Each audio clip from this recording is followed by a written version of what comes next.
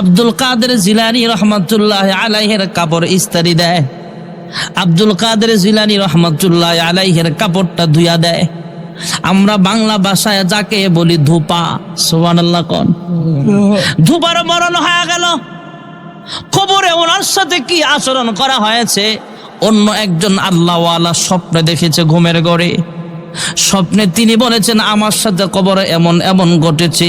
যিনি স্বপ্নে দেখেছেন তিনি কিতাবে লিখেছেন, আমরা সেটা পেয়েছি।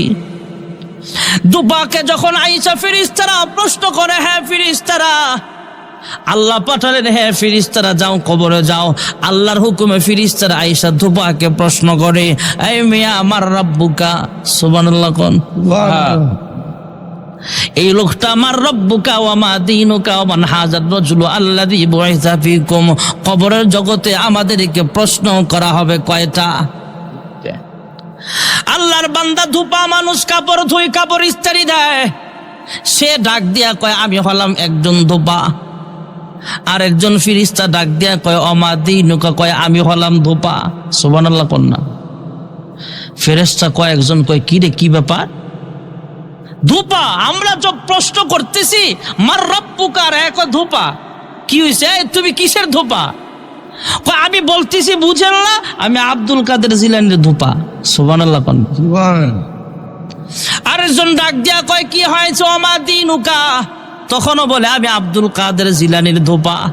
আবার জিজ্ঞেস করে ওয়া মান হাজার রাজুলু আল্লাযী বুইসা ফীকুম, তখনও বলে আমি আব্দুল কাদের জিলানীর ধোপা। শুধু সংস্পর্শে থাকার কারণে মানুষের দাম কেমনে বাড়ে। ফেরেশতারা আল্লাহর কাছে কল দিয়া কয়, আল্লাহ তোমার একজন বান্দা কবরে আসছে, তাকে আমরা যাই জিজ্ঞেস করে সে বলে আব্দুল কাদের জিলানীর ধোপা। আল্লাহ তাআলা কুদরতি আওয়াজ দিয়ে জিজ্ঞেস করে, কি রে ধোপা, তোমার কি হয়েছে?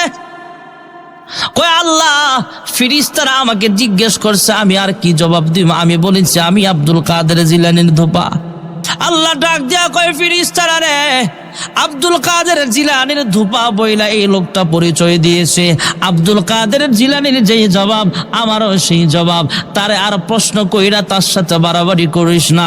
যেহেতু আব্দুল কাদের জিলানীর ধোপা ছিল এবং তার আমলের সাথে তার আমলটা মিল আছে, এই মুহূর্তে তার কবরটা তোমরা জান্নাতের সাথে যোগাযোগ করিয়া দাও।